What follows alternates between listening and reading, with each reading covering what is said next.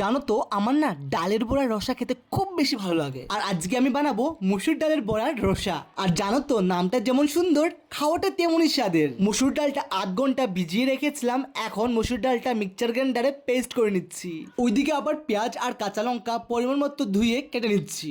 আর জানো তো এই মসুর ডালের বড়া খেতে খুব বেশি সুস্বাদু। আমি আজকে অনেকদিন পরে এই মসুর ডালের বড়াটা রান্না করছি ঘরে। আচ্ছা তোমাদেরও কি মসুর ডালের বড়া রসা খেতে ভালো লাগে? ওইদিকে দেখো ডালের বড়া করার জন্য দিয়ে দিচ্ছি পেঁয়াজ কুচি আর কাঁচা লঙ্কার কুচি, পরিমাণ মতো দিয়ে দিচ্ছি হলুদের গুঁড়ো, ধনিয়ার গুঁড়ো, শুকনো লঙ্কার গুঁড়ো আর স্বাদ মতো লবণ।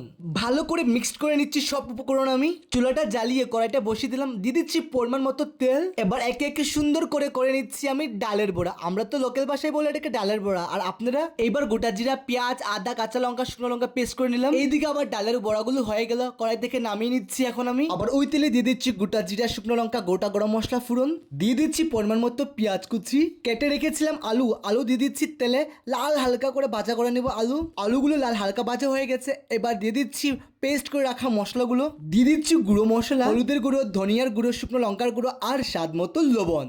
এইবার ভালো করে কষাবো মশলাগুলো। আর জানেন তো আমার মা সবসময় বলেন তরকারি আসল স্বাদ মশলা কষানোর মধ্যে। এইবার দিয়ে দিচ্ছি পরিমাণ মতো জল গ্রেভির জন্য।